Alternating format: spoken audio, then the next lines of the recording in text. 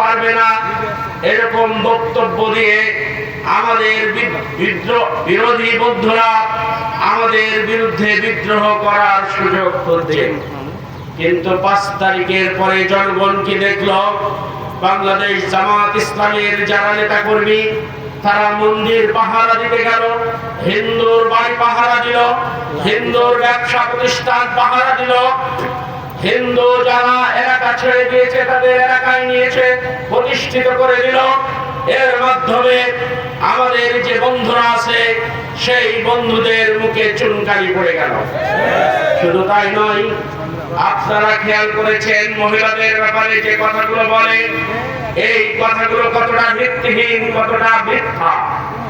আমাদের স্ত্রীরা বাজারে যায়, আমাদের মেয়েরা বিশ্ববিদ্যালয়ে যায়, আমাদের মেয়েরা স্কুলে পড়ে, আমাদের বোনেরা বাজারে যায়, আমাদের মারা বাজারে যায়।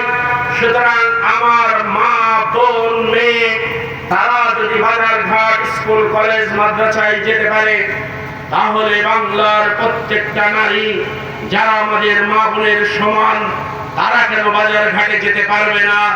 এই প্রশ্নের জবাব আমরা আজও পাইনি। সংগ্রামী বন্ধুগণ, আমাদের বিরুদ্ধে আর কত মিথ্যাচার করবেন? আমাদের বিরুদ্ধে মিথ্যাচার করেছেন আমরা নাকি স্বাধীনতার দুশ্মন, আমরা নাকি ধর্ষণকারী, আমরা নাকি লুণ্ঠনকারী, আমরা নাকি অগ্নিসংযোগকারী, আমরা নাকি মানুষকে হত্যা করেছি।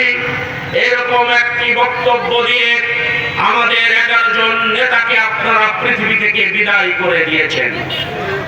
গত পরশুদিন রায়ের মাধ্যমে বাংলার 18 কোটি মানুষ নতুন করে বুঝল জামাত ইসলামের বিরুদ্ধে যতগুলো এলিগেশন ছিল, যতগুলো অপবাদ ছিল, সব অপবাদগুলো মিথ্যা প্রমাণিত হয়ে এটিএম আজহারুল ইসলাম আমাদের মাঝে ফিরে এসেছে। পূর্ণাঙ্গ বেঞ্চের জজ সাহেবরা, বিচারপতিরা, 7 জন বিচারপতি একসাথে একমত হয়েছে জামাত ইসলামের নেতৃবৃন্দর বিরুদ্ধে যেই বিষোদ্গার করা হয়েছিল, যেই দোষগুলো চাপানো হয়েছিল, সেই দোষগুলো প্রমাণিত না হওয়ার কারণে আজকে আজহারুল ইসলামকে মুক্তি দিতে তারা বাধ্য হয়েছে। তারা আরো বলেছে আন্তর্জাতিক অপরাধ ট্রাইব্যুনালের যেই পরিমাণ বেছে আইন মান্য করে চলার কথা ছিল, দুঃখজনক হলেও সত্য, আদালত সেই নিয়ম কানুন মেনে চলেনি। সাক্ষী প্রমাণের ভিত্তিতে যতটা কঠোরতা দেখানোর কথা ছিল, যতটা প্রমাণ হাজির করার কথা ছিল, ট্রাইব্যুনাল সেটা করতে পারেনি। এইটা পৃথিবীর ইতিহাসে আদালতের উপরে সবচেয়ে বড় দুঃখজনক একটি ইতিহাস। সম্মানিত ভাইরা, আমরা এই দুঃখের কি করব আপনারা বলে দিন। আপনি যে শুধুমাত্র বলে দিলেন আদালত পূর্ণভাবে নিয়ম কানুন মানেনি, এই কারণে জামাতের নেতৃবৃন্দকে তারা জোর করে ফাঁসি দিয়েছে।